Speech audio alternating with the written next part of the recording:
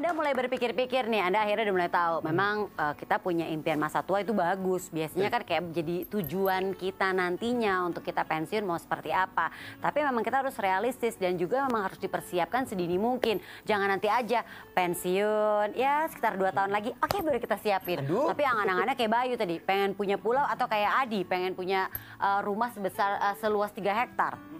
Tapi aku juga masih penasaran banget nih, kalau aku nggak tanya bisa ntar malam nggak bisa tidur. Jangan. Itu sebenarnya bukan urusan kita juga ya. Kasian juga ya, tapi mau nanya apa nih? Mau nanya ini nih kira-kira nih Pak, kan kalau kita ngomong soal dana pensiun nih Pak ya.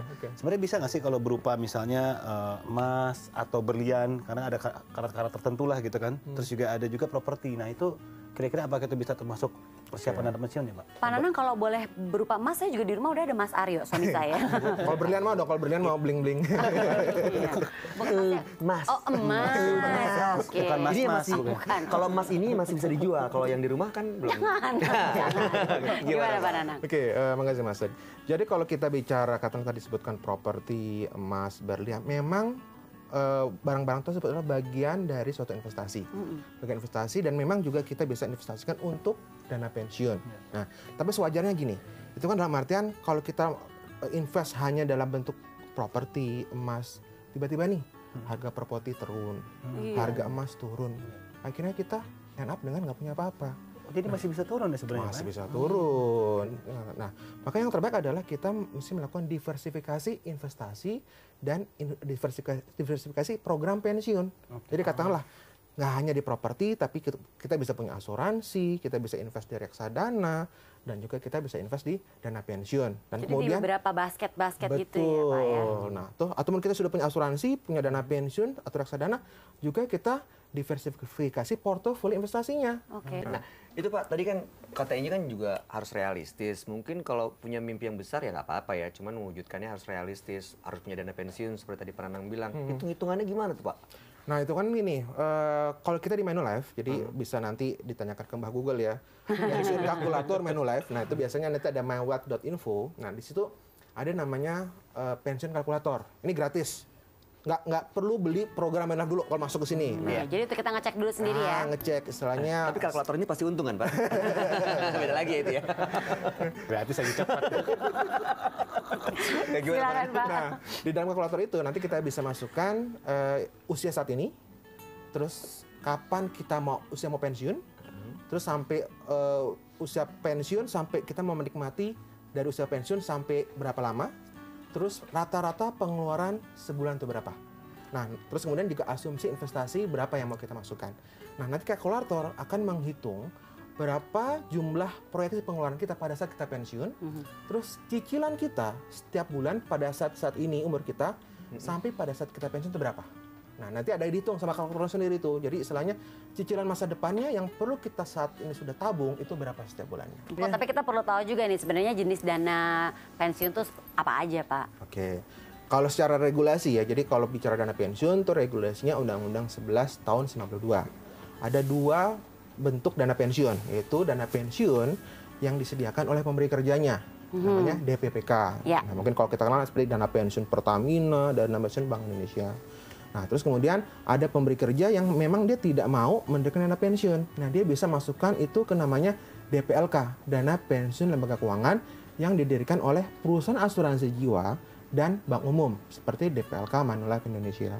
Nah, contohnya di sini dan itu tidak hanya pemberi kerja bisa ikutan DPLK, individu-individu seperti tadi ya freelancer, pengusaha bisa masuk ke DPLK juga seperti itu. Oke. Oh, jadi emang semua orang sebenarnya bisa menyiapkan masa depannya. Bisa. Ibu-ibu, ada yang mau Bapak-bapak, bertanya? ada bapaknya juga. Ada bapak juga. Ibu.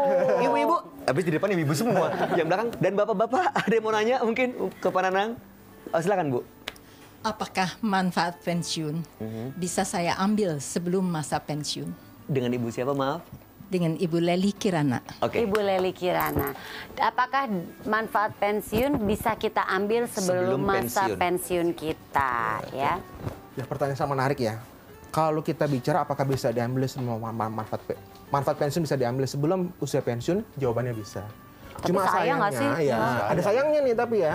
Sayangnya berarti nanti jumlah dana pensiun pada yang kita terima pada saat usia pensiun akhirnya tidak maksimal. Nah, ini pembahasan makin seru ya. Kalau misalnya nih kita pengen tahu lebih banyak nih pemirsa, Anda juga bisa mengunjungi websitenya Manulife ya, Pak ya.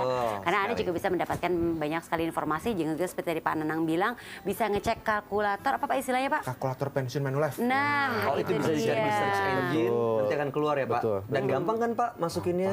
Anak SD aja bisa kok. Wih. Masa kalau anak SD?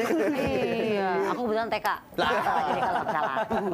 Ya, oke, berarti ya Bang, Ya. ini makin paham nih soal persiapan dana pensiun. Setuju. Emang harus bener-bener kita siapin dari sekarang ya. Karena Betul. kan kita semua ya nggak akan kerja selamanya kali. Kuncinya juga realistis, Betul ya kan? banget. Kalau Dan- kita nggak mempersiapkan jauh-jauh hari, ya udah, gimana kita bisa mencapai tujuan-tujuan kita di saat kita pensiun nanti? Karena memang kalau, kok nggak ada yang nanya sih sebenarnya tujuan? Nanti kalau saya masa tua tuh, aduh, kamu tuh terlalu egois. Saya bertanya sama kamu berdua, tapi kamu berdua nggak nanya saya. Aku nanya Pak Nanang, Pak Nanang, kalau Bapak masa tuanya mau ngapain Pak?